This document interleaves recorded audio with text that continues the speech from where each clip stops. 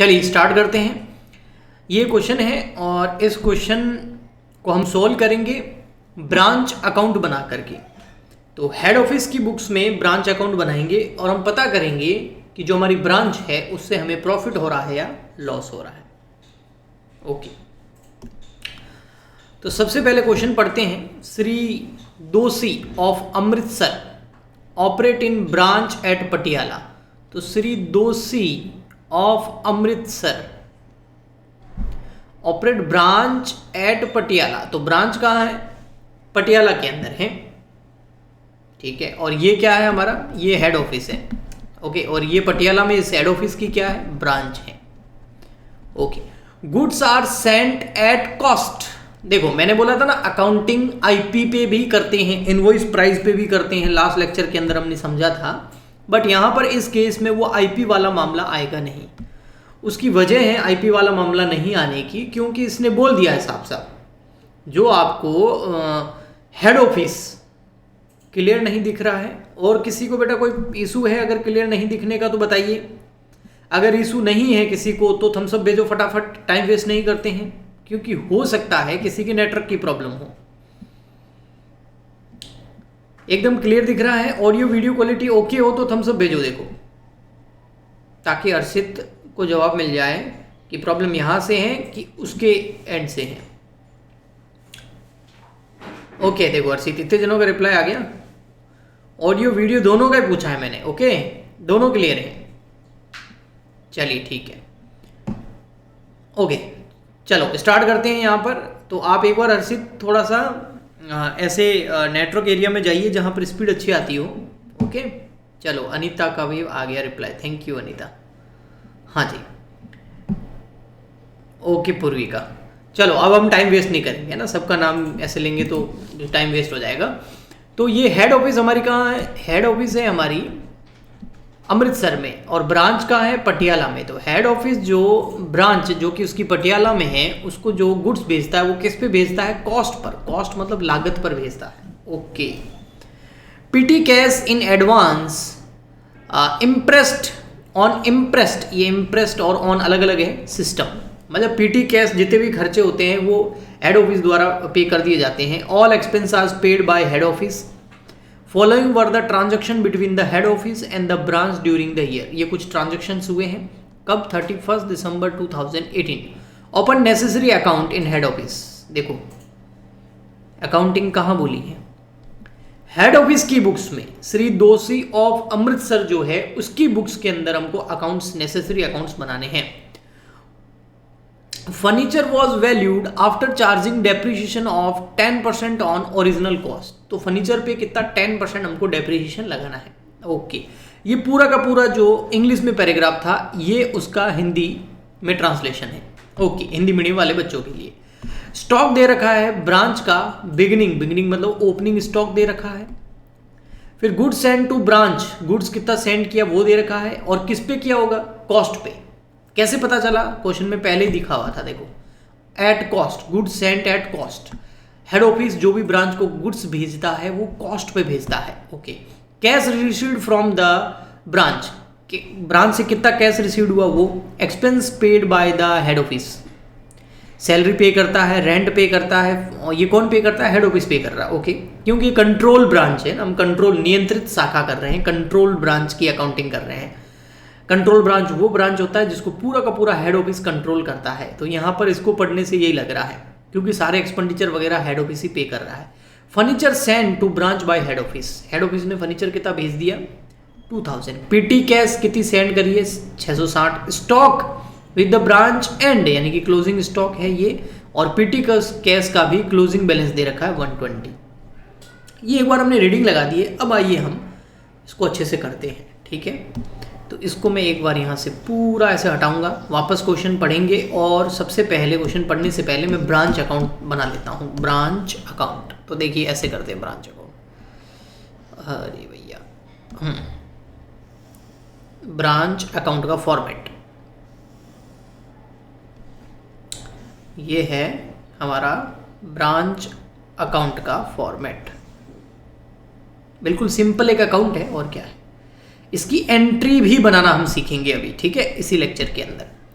तो यहाँ हेडिंग है in the books of head office. Head office का नाम क्या था? ये है हमारा श्री दोषी ऑफ अमृतसर। दोषी ऑफ अमृतसर। ओके, ये डेबिट, ये क्रेडिट, और इस अकाउंट का नाम क्या है? Branch account. ओके, ठीक है। बाकी सारी चीजें हमको पता है, ओपनिंग स्टॉक्स वगैरह, ओपनिंग बैलेंस इधर आता है, क्लोजिंग इधर आता है, गुड्स सेंड टू ब्रांच इधर आता है, रिटर्न इधर आता है, कैश रिसीव्ड इधर आता है। ओके, आईपी का लफड़ा है नहीं, ठीक है। तो सबसे पहले हम बात कर लेते हैं यहाँ पर, यहाँ से stock at the branch at beginning मतलब ओपनिंग स्टॉक कितना है? 9200। तो हम यहाँ लिखेंगे टू ब्रांच स्टॉक, हम लिख देंगे टू ब्रांच स्टॉक कितना है? 9200। और ये आईपी पे नहीं है, इनवॉइस प्राइस पे नहीं है, कॉस्ट पे है। इनवॉइस प्राइस पे इसलिए नहीं है क्योंकि हेड ऑफिस जितनी भी चीजें बेचता है कॉस्ट पे बेचता है, तो आईपी का यहाँ पर कोई लफड़ा ही नहीं है। ओके, तो 9200 रुपए, ठीक है। फिर goods send to branch during the year 64,320। Goods कितना भेजा है वो यहाँ आ जाएगा, to goods send to branch. Goods send to branch, branch यानी कि जो पटियाला में ब्रांच है उसको हेड ऑफिस ने गुड्स कितना भेजा? 64320। 64320। ओके, जिन्होंने कल क्लास अटेंड कर रखी है, अमन शर्मा, हाँ वही रहेगा फॉर्मेट। ओके, वही फॉर्मेट रहेगा अमन। ओके, ठीक है। ऐसे क्वेश्चन आपको आपकी बुक में मिल जाएंगे, बिल्कुल ये वाला नहीं मिलेगा लेकिन इसके जैसे मिल जाएंगे, ठीक है। ओके, चलो अब आ जाओ फिर आगे। फिर और आगे दे रखा है cash received from the branch. Branch से रिसीव कितना हुआ? 79,800। तो इधर आ जाएगा बाय कैश या बाय बैंक भी लिख सकते हो। कितना? 7,9,800। ओके, चलो 9 थोड़ा सही लिखते हैं, 9,800। ओके, नेक्स्ट है expense paid by the head office. Head office ने कितने कितने एक्सपेंस पे किए? सैलरी, रेंट, है ना, ये दो चीजें हैं। तो यहां लिख देंगे हम टू एक्सपेंसेस, जोड़ के लिखेंगे तीनों को। कौन कौन से थे देखो, एक तो था सैलरी, वो कितना था? 4080। रेंट कितना था? 2160। तो 4080 प्लस 2160, तो ये कितना हो जाएगा? 4080 2160, तो ये आ गया 6240। 6240, तो यहाँ लिख देंगे हम एक्सपेंस कितने पे किए? 6240। Okay, furniture send to branch by head office 2000। Furniture कितना भेजा हेड ऑफिस ने? 2000 का। तो सेंट है बेटा, ओपनिंग या क्लोजिंग बैलेंस नहीं है, तो यहां लिख देंगे branch furniture. Branch furniture 2000, head office ने भेजा है फर्नीचर ब्रांच को। जैसे गुड्स भेजा तो इधर लिख दिया, फर्नीचर भेजा तो इधर लिख दिया, एक्सपेंस पे कर दिए तो इधर लिख दिए, बस। ओके, नेक्स्ट आ जाएगा फिर आपका PT cash sent by head office 660। PT cash कितना भेजा है? 660। तो यहां लिखो पीटी कैश के पी भेजा है, पीटी कैश या ब्रांच पीटी कैश लिख सकते हो 660। ओके, नेक्स्ट फिर आगे है stock with branch at the end. Closing stock कितना है? 9680 क्लोजिंग स्टॉक, तो इधर लिख देंगे बाय ब्रांच स्टॉक। 9680। ओके, फिर आ गया हमारा यहाँ पे PT cash with the branch and. PT cash का क्लोजिंग बैलेंस 120, ओपनिंग तो कुछ था नहीं, तो यहाँ जाएगा by branch petty cash. PT cash का क्लोजिंग बैलेंस दे रखा है, कितना था? 120, 120 रुपए। इसका मतलब क्या होता है कि ब्रांच ने टोटल कैश, हेड ऑफिस ने कैश कितना भेजा था? 660 रुपए। उसमें से अभी भी बैलेंस में कितना बच गया, 120 रुपये। तो खर्च कितना हो गया, तो 660 माइनस 120 करके देख लो, 540 खर्च हो गया। वो तो समझने वाली बात होती है। ओके, इसके अलावा और क्या बच गया, और क्या बच गया, और ये देखो डेप्रीशिएशन कितना लगाना था यहाँ पर, है ना, फर्नीचर पर डेप्रीशिएशन लगाना था 10%। हमारे पास फर्नीचर कितना है, ओपनिंग में हमारे पास फर्नीचर है ही नहीं, देखो कहीं फर्नीचर ओपनिंग में नहीं है। हाँ, हेड ऑफिस ने हमको फर्नीचर भेजा था 2000 का, तो अभी वो क्लोजिंग भी तो रहा होगा बाय ब्रांच फर्नीचर, क्योंकि फर्नीचर हमने सेल तो किया नहीं है, वो तो एसेट है। तो 2000 का भेजा था, उसमें से 10% डेप्रिसिएशन लग गया, तो वो कितना होता है, 2000 का 10% कर दो तो 200 रुपये, तो वो डेप्रिसिएशन के लेस कर दो, पीछे कितने बच जाएंगे, 1800 रुपये। वो हो गया क्लोजिंग ब्रांच स्टॉक अकाउंट या ब्रांच फर्नीचर का क्लोजिंग बैलेंस। ओके, यहाँ तक ओके है, बताइए। सारी चीज़ें मैं लिख चुका हूँ, अब ओनली मुझे net profit and net loss निकालना है।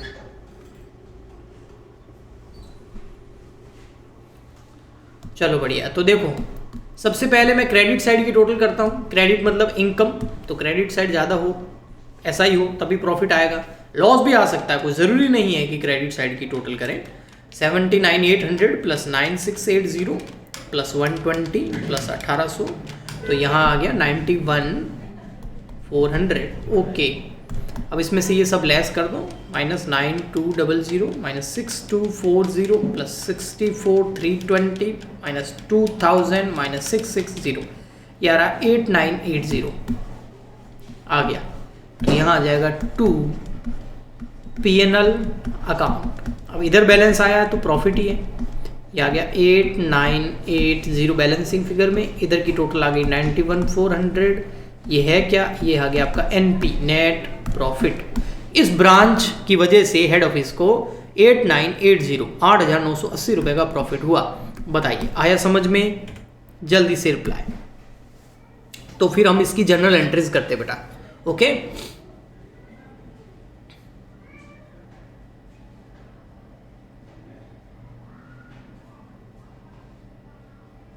सब रिप्लाई करो बेटा। ओके ओके ओके ओके, चलो थैंक यू, बढ़िया। आइए अब हम इसकी जनरल एंट्री बनाना इसकी बहुत इजी है। सबसे पहले ये ओपनिंग स्टॉक ये वाली हो जाएगी, तो branch account debit to branch stock, बस यही एंट्रियाँ होनी है सबसे। तो फर्स्ट एंट्री क्या होगी, देखो जनरल एंट्री से लेज़र होता है, और लेज़र से वापस मतलब जनरल एंट्री से लेज़र के अंदर पोस्टिंग हो जाती है, और फिर लेजर के अंदर जो पोस्टिंग हुई है उससे हम जो वापस जनरल एंट्री भी तो बना सकते हैं। तो कैसे बना सकते हैं, शॉर्टकट तरीका है ये। तो फर्स्ट एंट्री हो जाएगी हमारी यहाँ पर branch account debit to branch stock, branch account debit to branch stock. Amount कितना जो लिखा हुआ है 9200। ओके, सेकंड एंट्री देखो बेटा क्या हो जाएगी, branch account debit to branch expenses. तो यहां आ जाएगा branch account debit to branch expenses.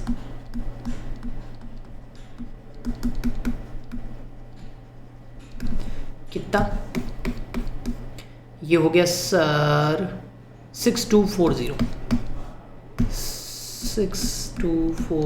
6240 ठीक है। ओके, फिर करते हैं हम थर्ड एंट्री हो जाएगी फिर branch account debit to goods send to branch. तो branch account debit to goods send to branch,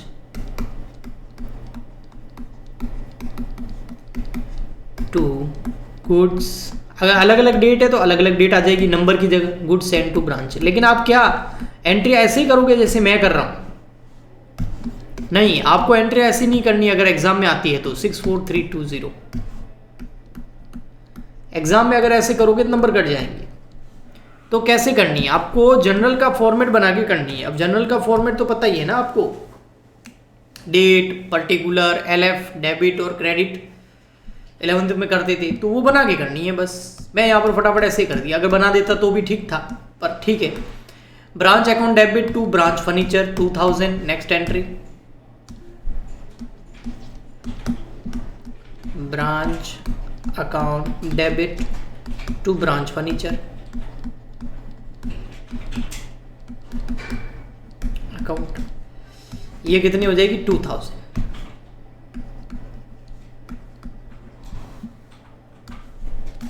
next entry number 5, आप समझ तो गए हो अब एंट्रियां कैसे करनी है।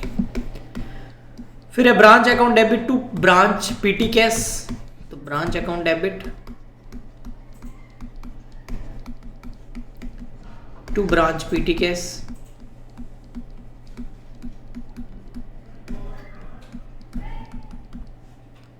वो कितने सी थी 660। एंट्री नंबर 6, एंट्री नंबर 6 बेटा नेट प्रॉफिट की मत कर लेना, पहले इधर आ जाना। अब देखो बेटा cash account debit to branch account हो जाएगा ना, cash account debit to branch account, या कैश लिख सकते हो या ब्रांच कैश लिख सकते हो, तो cash account debit to branch account. तो अब कैश अकाउंट डेबिट हो जाएगा और ब्रांच अकाउंट क्रेडिट हो जाएगा टू ब्रांच अकाउंट, क्योंकि एक्चुअल में देखा जाए तो कैश की वजह से ब्रांच क्रेडिट ही तो हो रहा है, ये ब्रांच अकाउंट है और क्रेडिट ही तो हो रहा है, इसलिए ब्रांच अकाउंट क्रेडिट में जाएगा 79,800।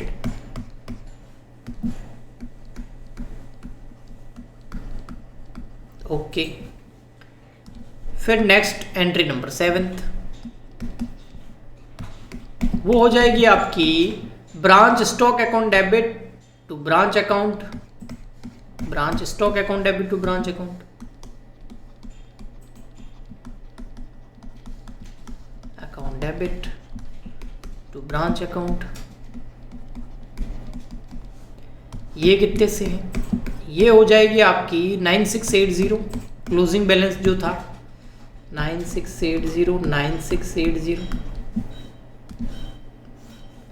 एंट्री नंबर 8 हो जाएगा branch petty cash account debit to branch account 120।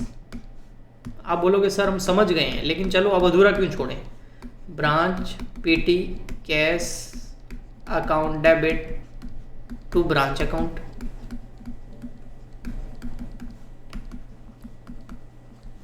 Okay, पूरी 10 एंट्रियां करेंगे अपन। अच्छा हाँ, 9th नंबर देखो फर्नीचर वाली, branch furniture account debit to branch account 1800, branch furniture account debit to branch account 1800।